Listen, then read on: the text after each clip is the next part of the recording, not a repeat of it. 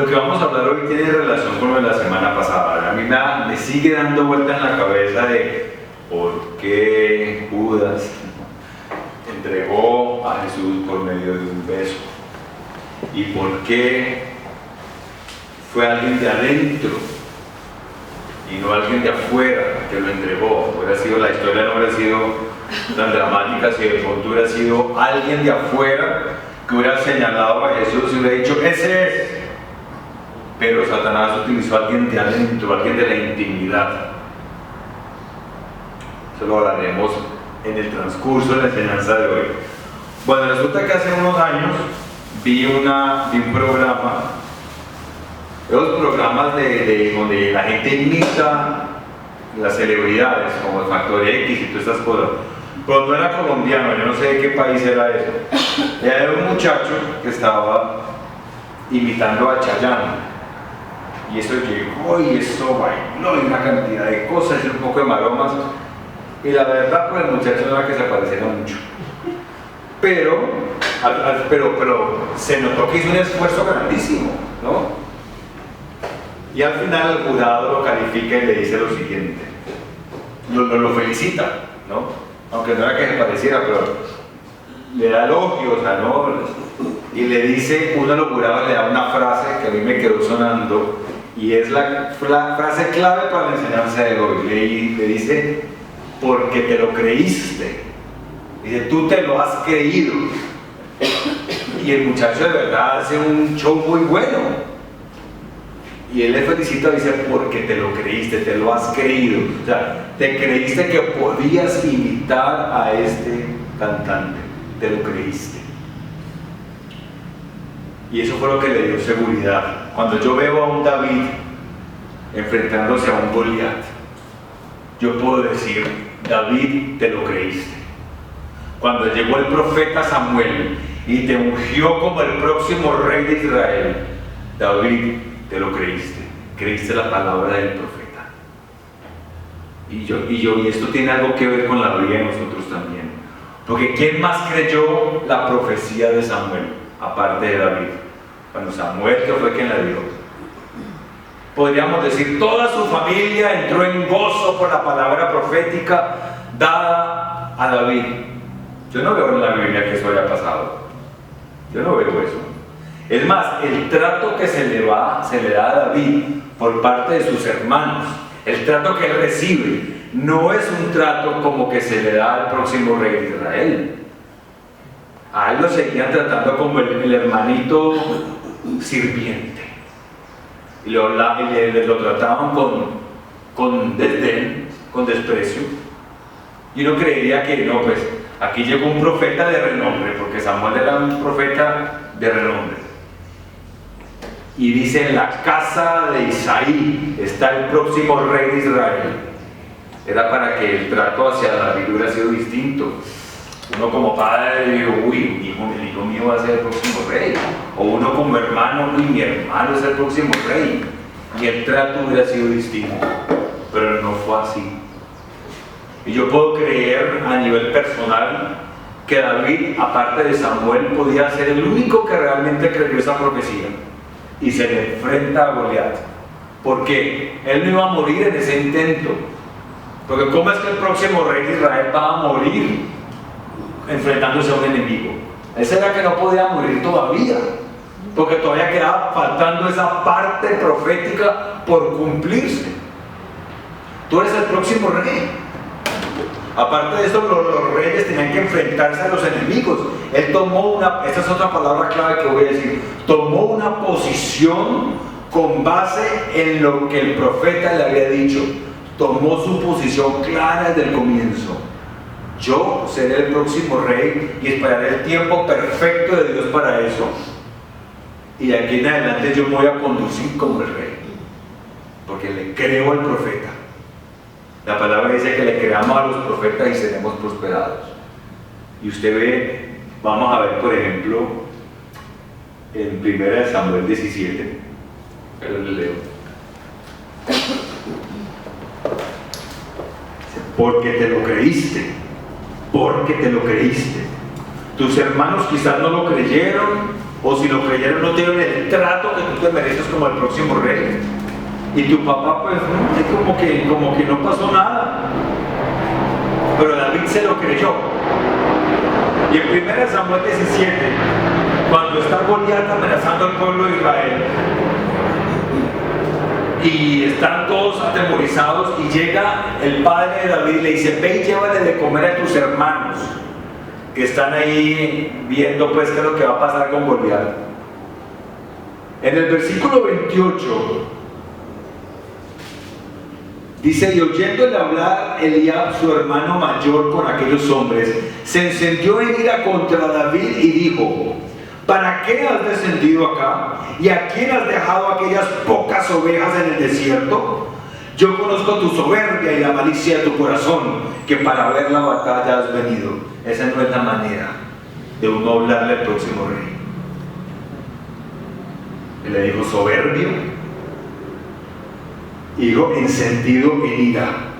Y dijo: ¿a quién has dejado aquellas pocas ovejas? Como que dice: lo que usted hace no tiene valor.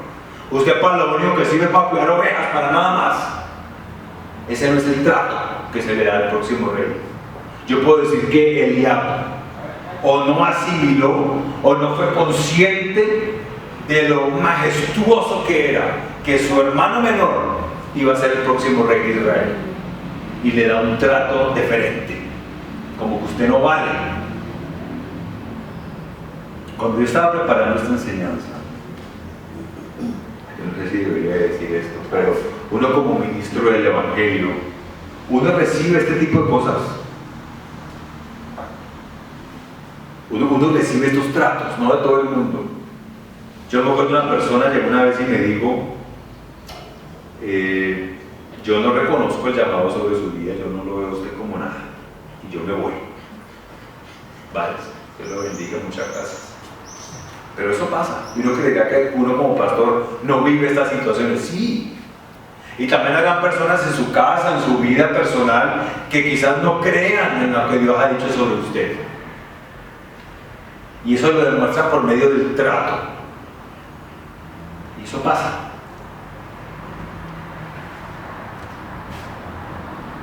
David era consciente, y es: Dios me ha ungido. Dios me ha ungido. Y no recibió un trato honorable por parte de su familia. Y debería haberlo recibido. Hay personas que no honran el llamado de la unción que hay sobre las personas. 1 Samuel 18, ahí estamos, 18:6.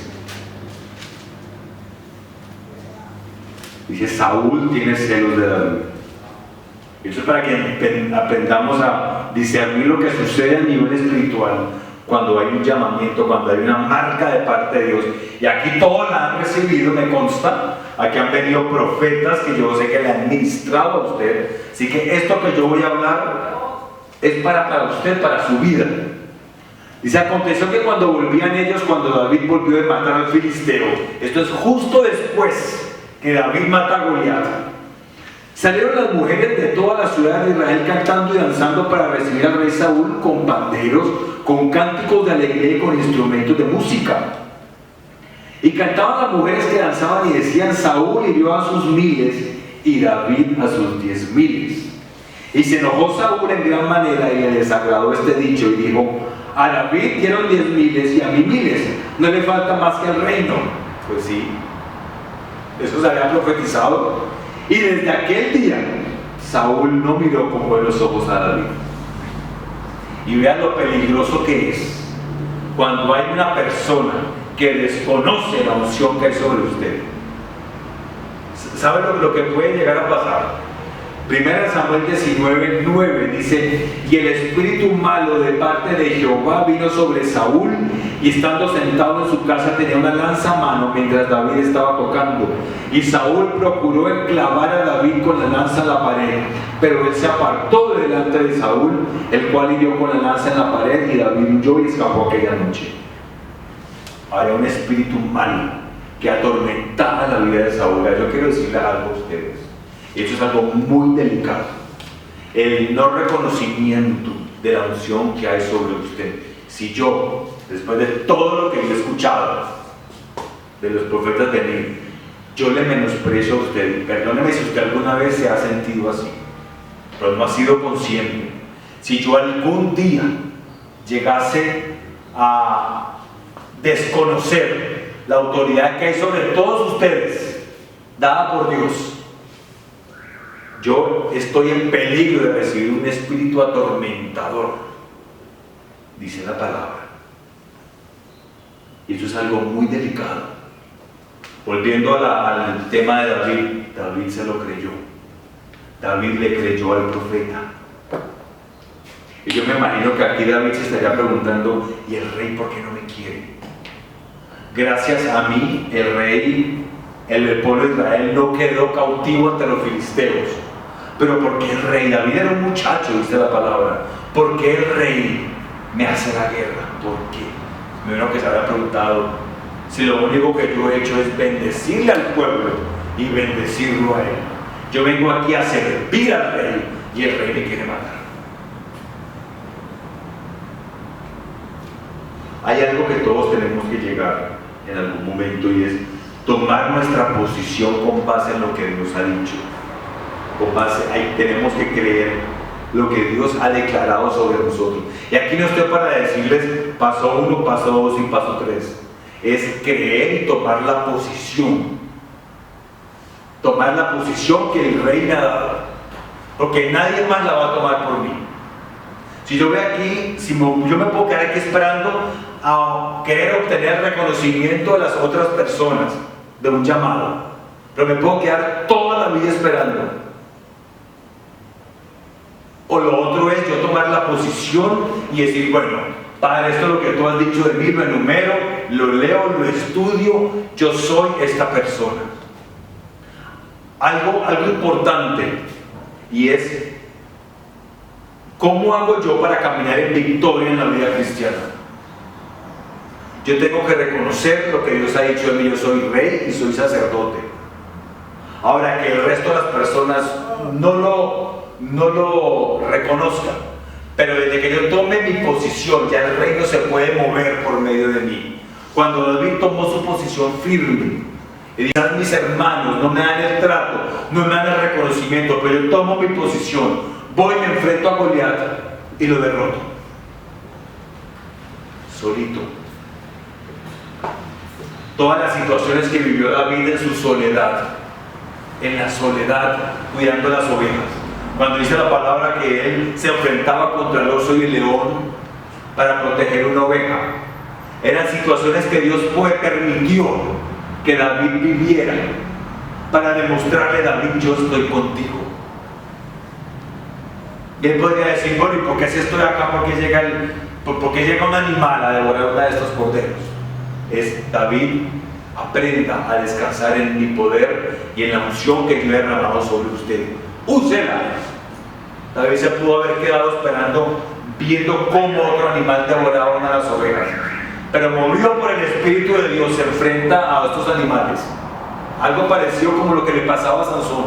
Enfréntenlo y derrótenlo. Cuando Daniel estaba siendo acusado injustamente, Daniel podía estar pensando, ¿por qué me van a llevar al foso de los leones si yo no he pecado delante de Dios? Padre, ¿por qué? No lo dice la palabra, pero pudo haberlo pensado. ¿Por qué estoy siendo yo sentenciado a muerte? Y llega Dios y cierra la boca de los leones y le dice, le puedo pensar en el Espíritu de Dios que él recibía esas palabras, y es importante que tú pases por esta experiencia, porque vas a ver cómo voy a cerrar la boca de los leones. Y de aquí en adelante tú tienes que saber que yo estoy por ti. Y es más, la palabra Daniel significa Dios es mi juez. La situación difícil la tienes que vivir para que se levante el hombre o la mujer que yo he llamado. Levántese. Levántese. Nadie lo va a levantar a usted. Créaselo, créaselo. Y yo aquí puedo decir, el muchacho no se parecía a Chayanne, pero el pelado hizo un espectáculo tremendo, unos bailes, una maroma que no tengo ni idea cómo la hizo, pero se nota que le puso empeño, se la creyó.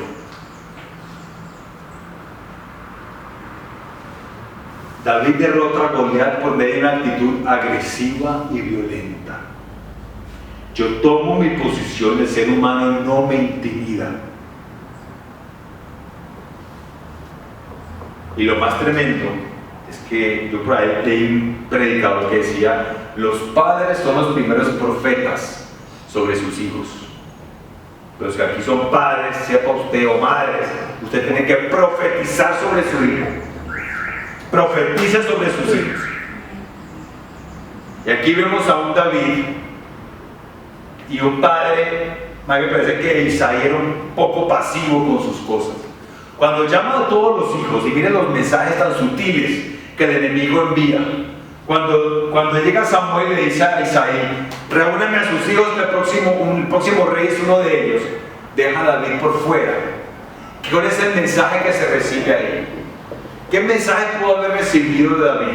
Si yo hago, por ejemplo, una reunión, que llega el profeta fulano, y yo hago una reunión en la casa, y lo invito a usted, a usted, a usted, a usted, y al resto de acá los dejo por fuera. ¿Qué mensaje estoy yo dándoles a ustedes?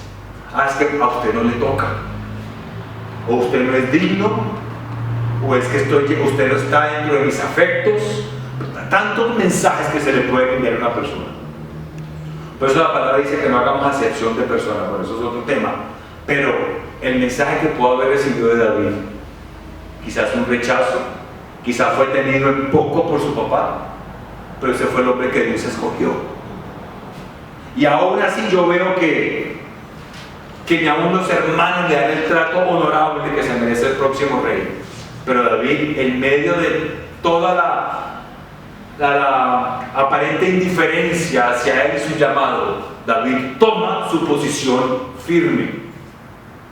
Y muchas veces, no sé si a ustedes les ha pasado, que ustedes han dicho: Señor, solamente somos tú y yo, como le pasó a Elías, solamente tú y yo, porque nadie más reconoce, nadie más apoya, nadie más da el empujoncito. Pero este fue un hombre que se levantó y le creyó a Dios. Y fue que hablaba sobre los padres, que son los primeros que profetizan sobre sus hijos, porque yo no veo que David haya recibido una bendición de parte de su papá tampoco.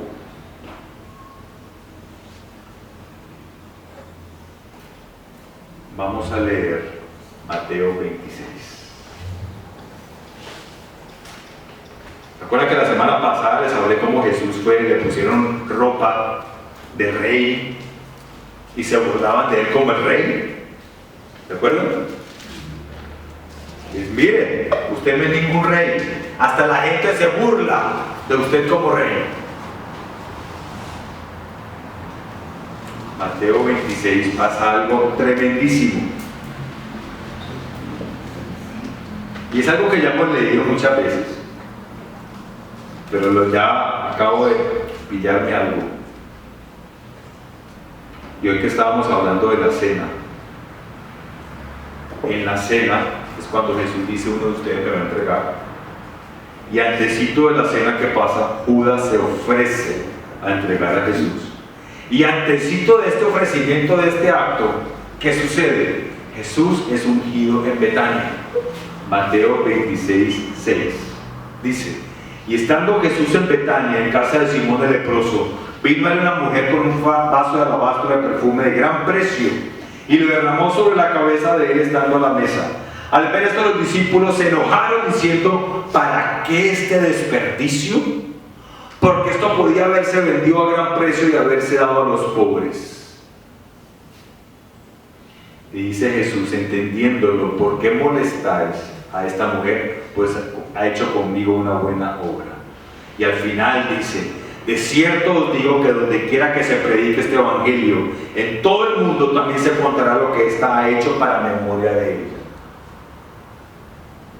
Miren algo profundo aquí.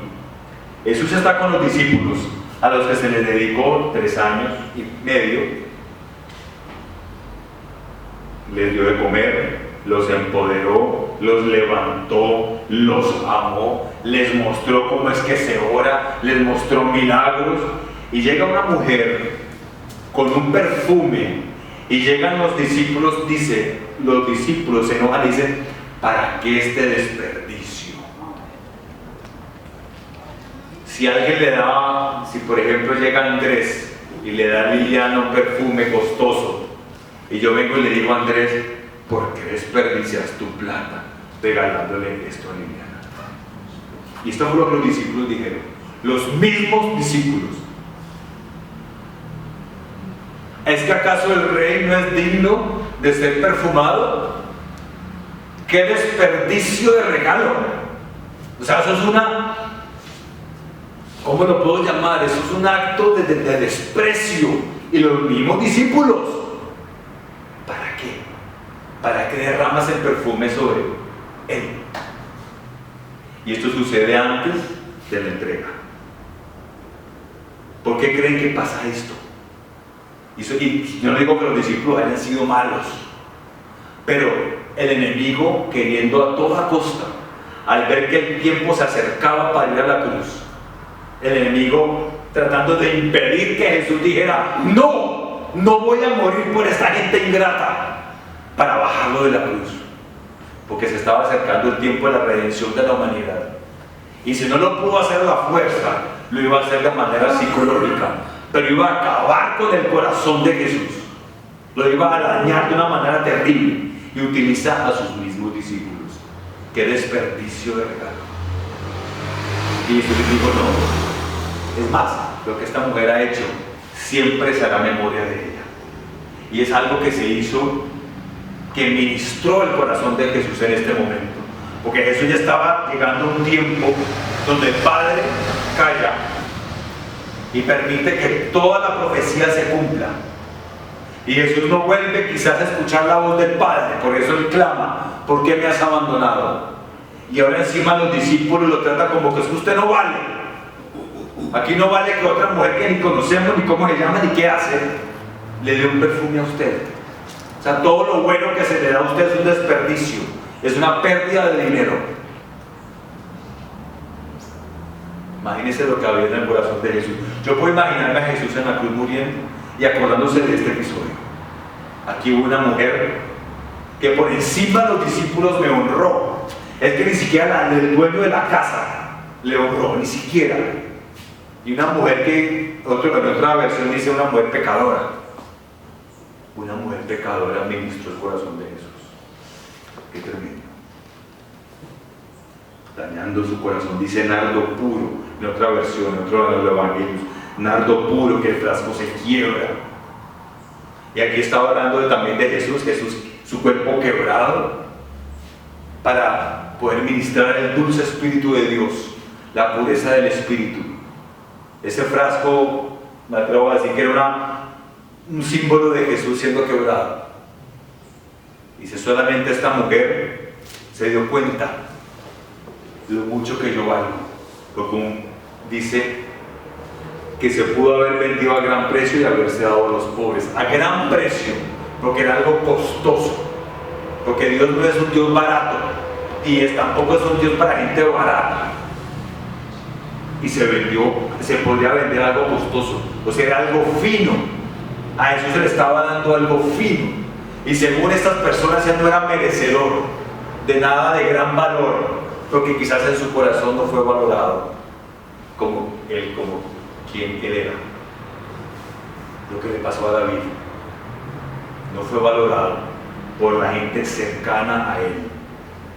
Les tocaron a estas mujeres que él no conocía. David y Saúl mató a los miles y David a los 10,000. Un pueblo que no le conocía honra a David y Saúl se enoja. Ni siquiera de su propia casa. Chicos, leerles, no vayan allá, Job 19:19. Y es una de las peores cosas que puede pasarle a una persona. Y es algo que el enemigo utiliza mucho. Yo por eso le quiero decir a usted hoy, y hago énfasis en esto: créase lo que Dios ha dicho sobre usted. Créalo, créalo. Job 19:19 dice: todos mis íntimos amigos me aborrecieron, y los que yo amaba se volvieron contra mí. Y su esposa, que le dice cuando él se enferma: maldice a tu Dios y muérete. Tampoco estaba para ayudar. En Génesis 37 en Génesis 37, cuando José le comenta a su padre el sueño que tuvo, dice que sus hermanos se disgustaron y aún su papá, aunque dice que él se quedó pensando, tampoco reconoce el sueño profético que hay sobre mí. Yo veo que grandes hombres en la palabra de Dios, en la historia bíblica, fueron personas rechazadas por su propia familia. O sea, fueron gente que le tocó lidiar con cosas muy pesadas, muy fuertes. El no reconocer algo. Y pasa algo bonito, y quiero leerles en Génesis 29.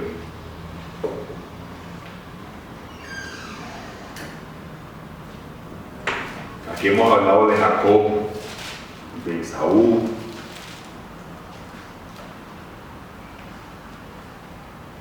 Resulta que Abraham tiene a Isaac, Isaac tiene a Jacob. Jacob es el padre de las 12 tribus de Israel. Y Jacob quería buscar esposa y se enamoró de una mujer que se llama ¿cómo? Raquel. Dice la palabra que Raquel era muy linda. Pero Raquel era la segunda. ¿Y la costumbre cuál era? Que la primera mujer tenía que darse en casamiento, la hermana mayor tenía que casarse primero. No podía, esa era la costumbre, no podía darse que se casó con la segunda, la tercera o la cuarta. La primera mujer es la que se da en casamiento y en su orden. Y pasa algo bonito. Génesis 29. Vamos a leer.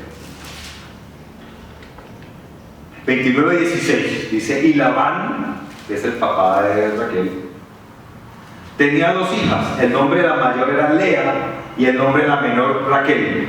Y los ojos de Lea eran delicados, pero Raquel era de lindo semblante y de hermoso parecer. Y Jacob amó a Raquel y dijo: yo te serviré 7 años por Raquel, tu hija menor. Cuando dice que la palabra Lea era de ojos delicados y Raquel era linda, pues lo más probable era que Lea no fuera como muy agraciada a nivel físico.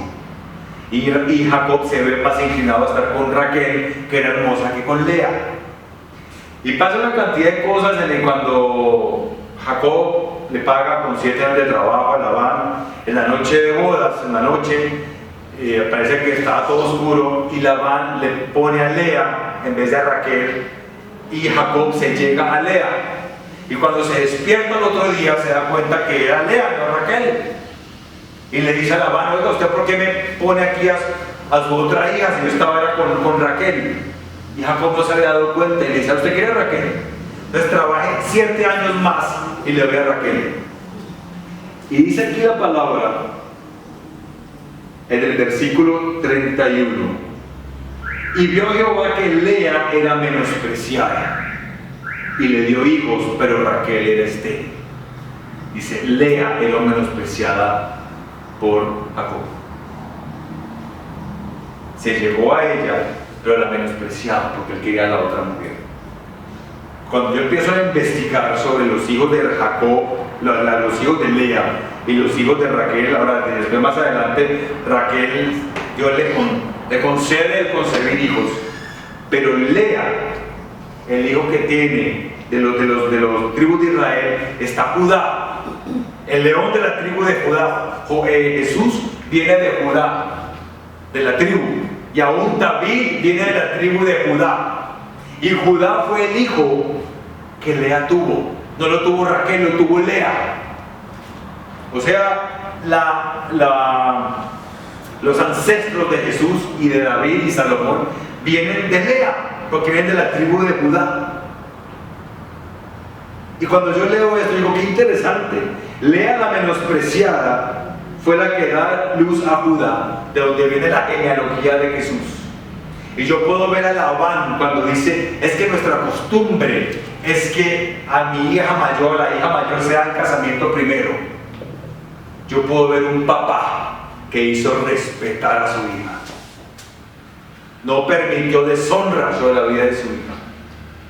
Y cuando la Biblia dice que nos cuando debemos honrarnos entre nosotros, los hijos de Dios, los llamados, Lo que está diciendo es: yo debo guardarte tu espalda, yo debo dar un trato de honra. Yo no debo permitir que otra persona te desprecie. Y esa es mi labor como creyente, ni siquiera como pastor, como creyente. Yo no puedo permitir que ninguno de ustedes sea despreciado. Y esto es lo que Labán hace con su hija. Lea la menospreciada, la doy en casamiento primero, y Dios la premia.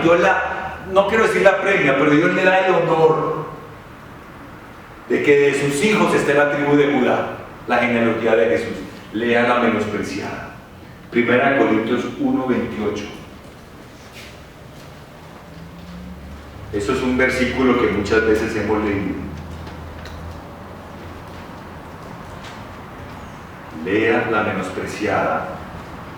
Está dentro de los ancestros de Jesús y el regalo. Lea la menospreciada. Ni siquiera Raquel la hermosa. Lea la menospreciada. 1 Corintios 1:28 es un versículo que citan mucho. Y dice: y lo vil del mundo y lo menospreciado escogió Dios. Y más atrás dice: lo necio del mundo escogió Dios para avergonzar a los sabios, y lo débil del mundo escogió Dios para avergonzar a los fuertes. David era lo débil del mundo, el pastorcito, el que no tiene nada más que hacer sino cuidar unas ovejas. Aparentemente es un trabajo como muy de mujeres. No, el pastorcito ahí, lo débil ante los ojos del mundo, lo utilizó Dios para avergonzar lo que el mundo considera como fuerte. Saúl el prepotente, Saúl el arrogante. Llega este pastorcito de ovejas y derrota a un enemigo que ninguno fue capaz de enfrentar,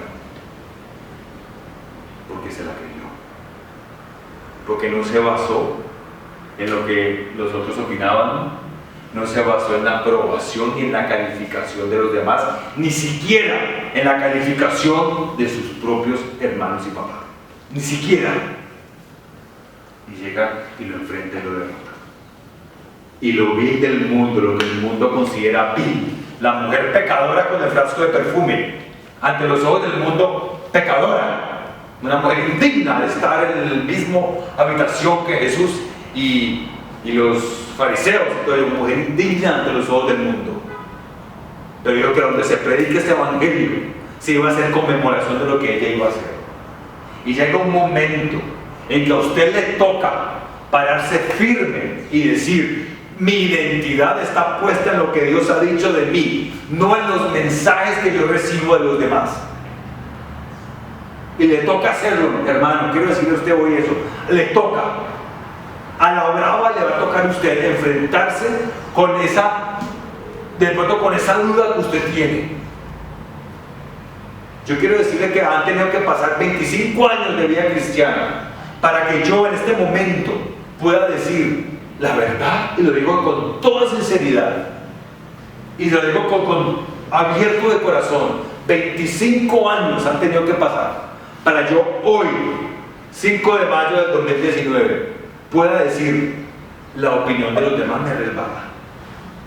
La verdad sí, porque yo era muy esclavo de muchas aprobaciones y calificaciones de los demás.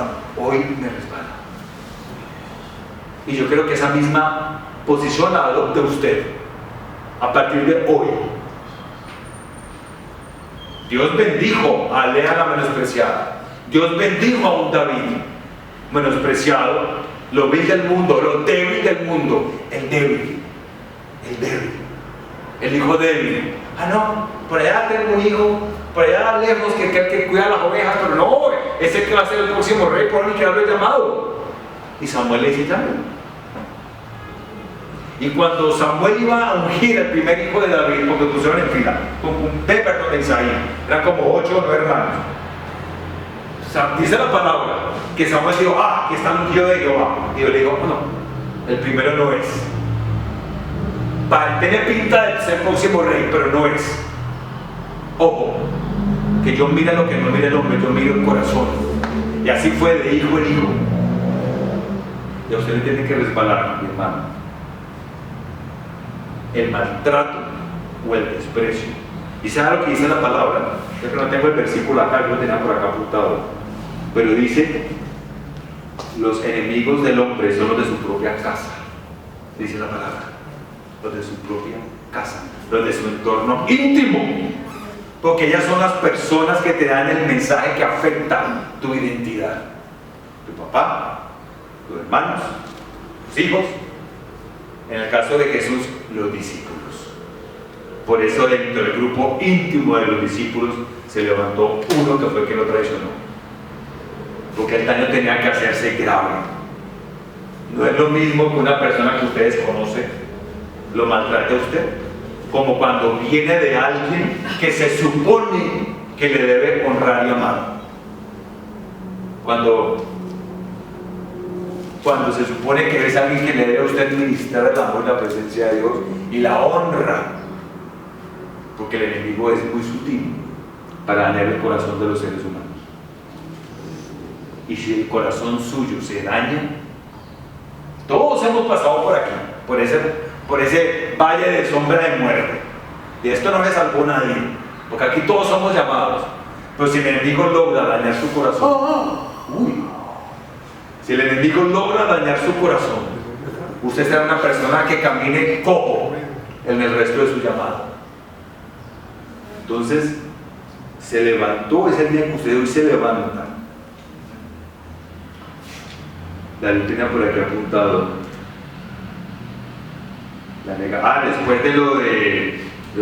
Después de todo esto de la Santa Cena, llega la negación de Pedro, que todos los discípulos huyen, el diablo impidiendo que Jesús fuera a la cruz y dañando su corazón.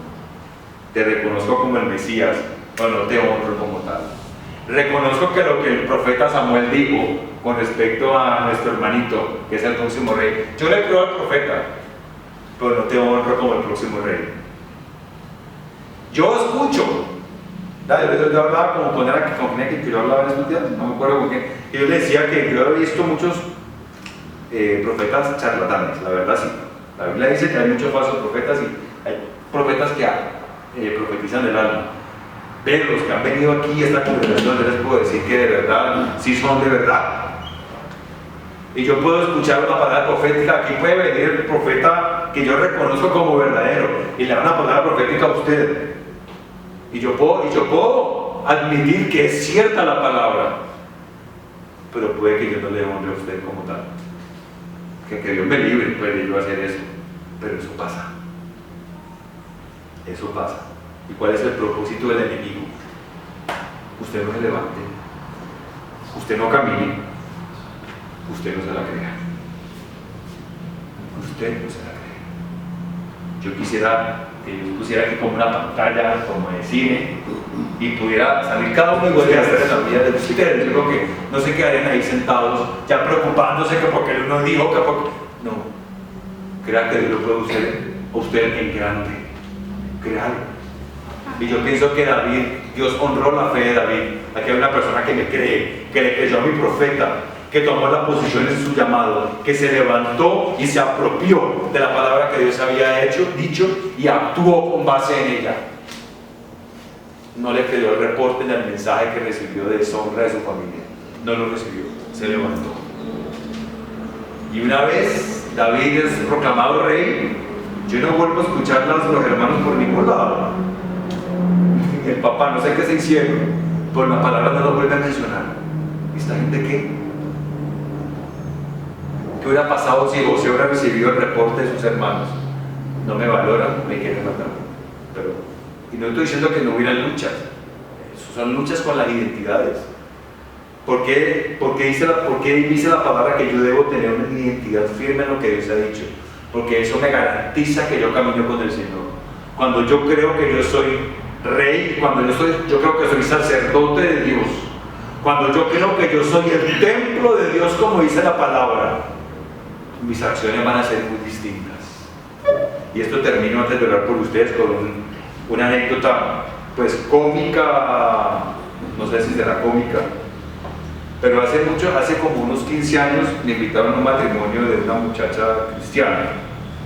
Y como había unos gringos ahí, pues querían que alguien hablara inglés y diera, pues, como medio que tradujera un poquitico la ceremonia. Y en ese matrimonio me encontré con una que había trabajado conmigo hace muchos años. Yo no era creyente en esa época. Y le digo, pues, ¿qué estás haciendo acá? Y me dice, no, pues que yo soy conocida de la que se está casando. Ah, ¿y vos? Le dije, pues yo también, pero pues que yo también, pues yo soy como pastor ahora, ¿no? Y me dice, pues que vas a ser pastor, hombre. Y se rió, por lo digo en serio, ¿no? Y le digo, yo no sé si cara de qué o qué, pero pues que vas a ser pastor. O sea, y la verdad no lo creyó. Entonces yo, y la verdad me pareció como chistoso, ¿verdad? Es que ría un rato. Pero yo digo, yo creo lo que Dios ha dicho. Y me ha tomado muchos años el yo poder alinear mi identidad con lo que Dios ha dicho de mí. Eso no ha sido de la noche a la mañana. Pues yo quisiera que hoy usted tome esa posición violenta, agresiva. Yo soy lo que Dios dice que soy y me voy a comportar con base en ello. Y sí, se van a levantar Judas, hartos que se levantan. Y se van a levantar muchas personas, los fariseos, que eran los que se supone que debían tener entendimiento de las cosas espirituales, no dieron a Jesús el trato de Mesías y no lo reconocieron. Solamente tenemos un rey, el César. César es nuestro rey. Viendo que Jesús personificó toda la profecía. Y los escribas, los fariseos, los que se sabían esto al derecho y al revés, les pasó por encima y no lo reconocieron. A los suyos vino y los suyos no le recibieron. Vamos a orar. Yo quiero que usted salga hoy empoderado, agresivo, empoderado.